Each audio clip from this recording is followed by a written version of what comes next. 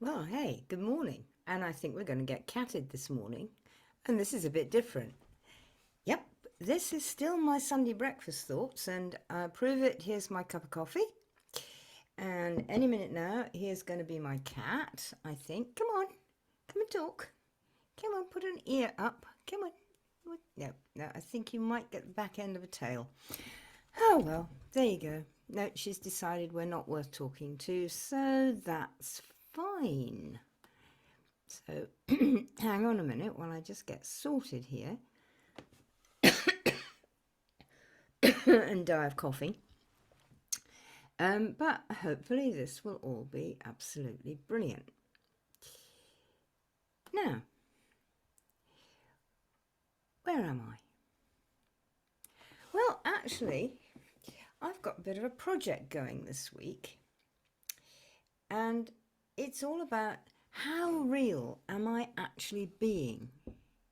How much of me, how much of the real me inside am I letting you all see?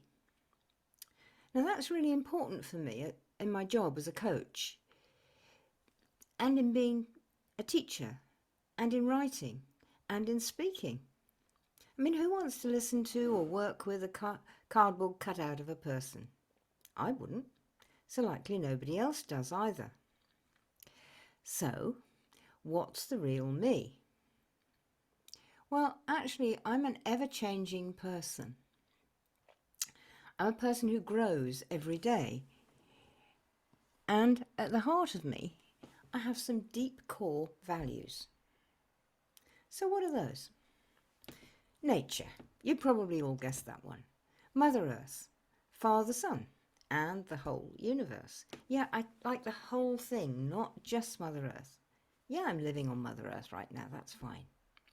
But it's the whole universe that I'm living in that is so important to me. So nature, that's my bottom line, I suppose. And then animals and plants. Now, to me, they're just as important as humans. And I hate hierarchies. You probably guessed that one too. For me, nobody is better than anyone else. And the only time you look down on someone is when they're in a pit and you're throwing down a rope to help them out of it. And everyone has something they're really good at. All they need is encouraging to do it. And everyone needs a good listening to. We don't need to be talked at or talked to. We need someone to hear us. And we all need that. I need that. You need that.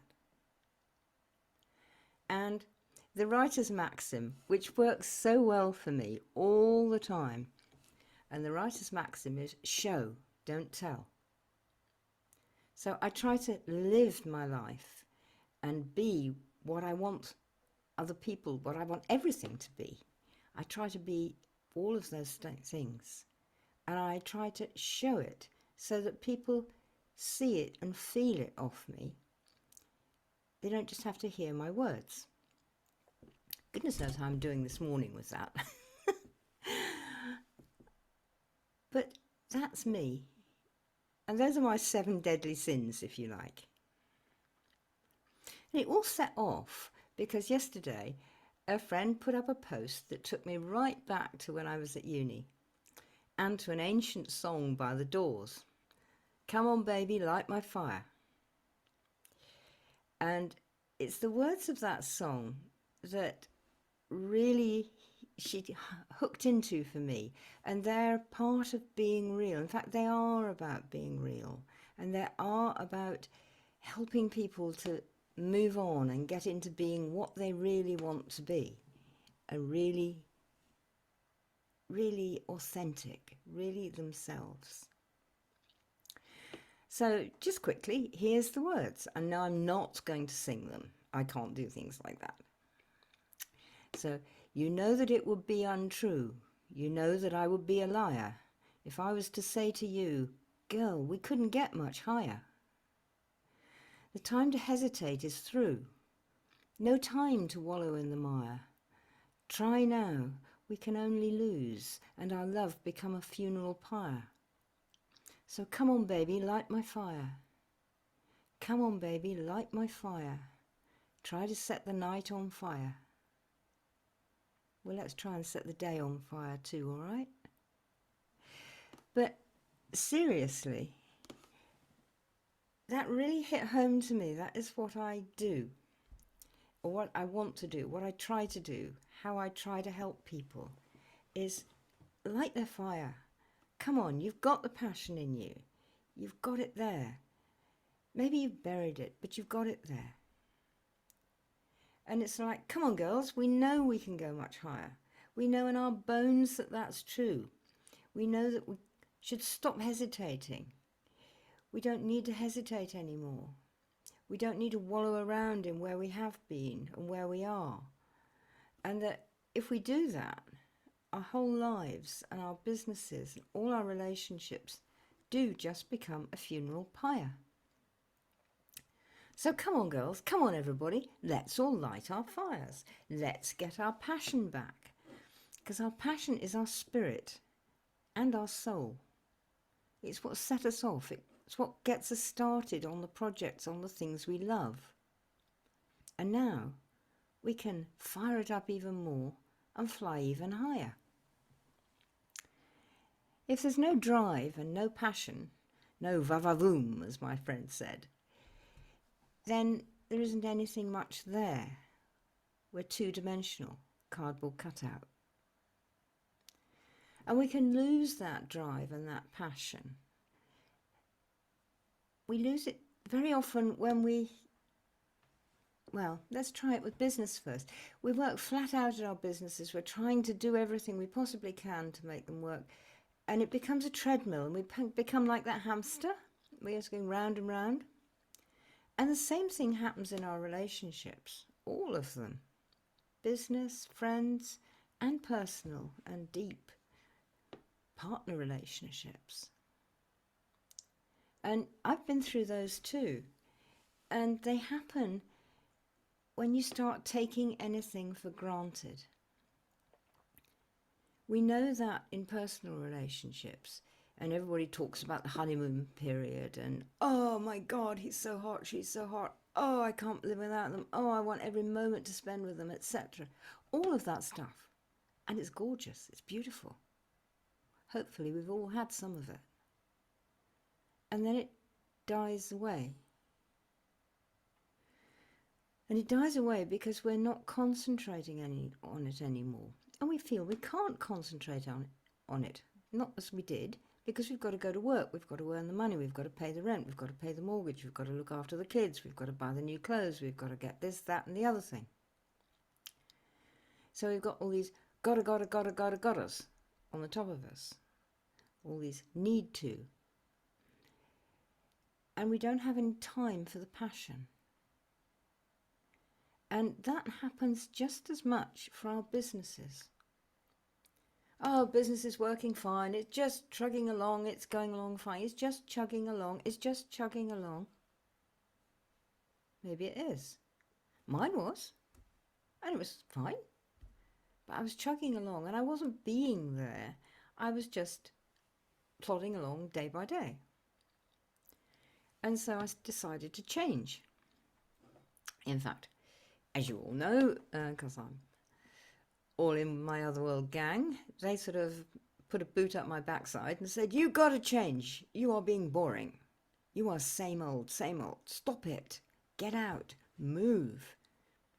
And reach to different people. So that's what I'm starting to do. Well, I'm already doing it now. I've actually got a bit of traction on the ground and we're moving forward, which is really good.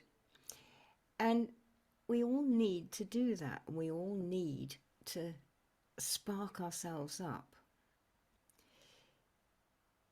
In some ways, I would say we had an easier time of doing this, like when I was growing up in the 50s and 60s, because there was much more community and family, although in the 60s it was starting to move away and we were starting to be individual and closed off and not showing ourselves to each other, not being real, hiding. And that happens a lot now. And there's all the normal things that, oh, you can't say that. Oh, you shouldn't do that. Because other people don't, or because there's some kind of normal thing going on that makes it like that. But we must do that. We must climb out of our boxes. We must get our passion.